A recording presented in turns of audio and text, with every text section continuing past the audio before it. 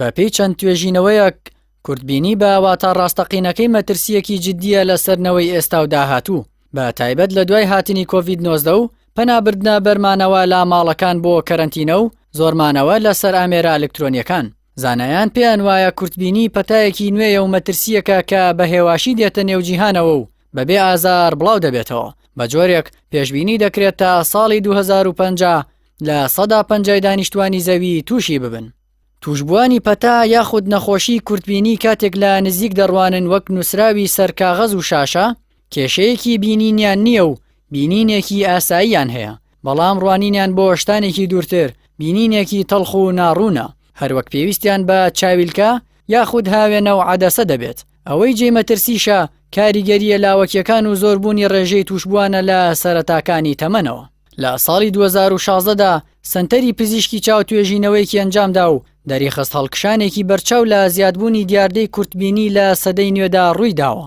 ئەمریکا بە نمونە لە سەرەتای هەفتەکانی سەدەی ڕابردوو ڕێژەی توشبووان بە کورتبینی لە 125 بووە، بەڵام بۆ ساڵی 2000 واتە لە ماوەی 3 دەیەدا بۆ لە 142 بەرز بووەتەوە. بۆیە پسپۆڕان پێیان وایە تا ساڵی 2050 ڕێژەکە بە گشتی لە جیهاندا دەگاتە لە 150.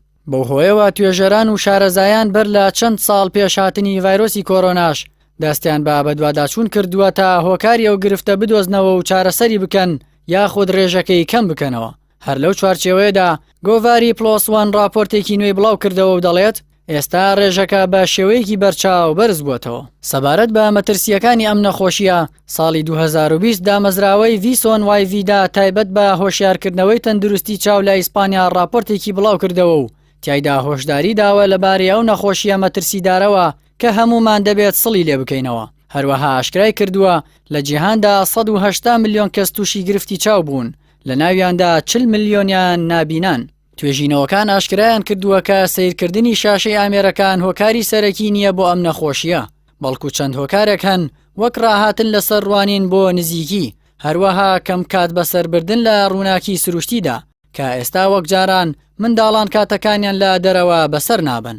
لە توێژینەوەیەکی دیکەدا کە گۆڤاری جاما ئۆپتامۆلۆجی لە ساڵی 2020دا لە چین ئەنجامی داوە دەرکەوت لە دوای کەرەنتینە و کۆرۆناوە 100,000 منداڵ ئاستی بینینی دووریان بە شێوەی بەرچاو دابەزیوە، بە تایبەت ئەو منداڵانەی تەمەنیان لە نێوان 6 بۆ 8 ساڵدایە.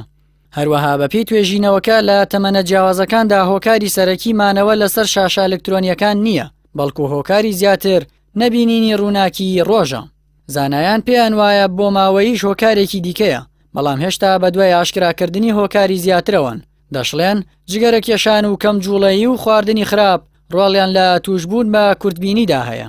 دامەزراوەی ڤیسۆن وایڤیدا دەڵێت بۆ خۆپاراستن لەو نەخۆشیە پشکنین جارجار پێویستە، بە تایبەت لە کاتی خووران و سووربوونەوە یان لە کاتی هیلاکبوونی چاو. هەروەها پێویستە ئەوانەی شاشە بەکاردەهێنن لە ماوەی 20 خولەک جارێکدا 20 چرکە سەیری شتێک بکەن لە دووری 20 مەتر. هەروەها ژمارەیەک ڕێکار و هەنگاوی دیکە هەن کە زۆر کات پزیشکەکان بە گرنگیان زانیوە ڕەچاو بکرێن.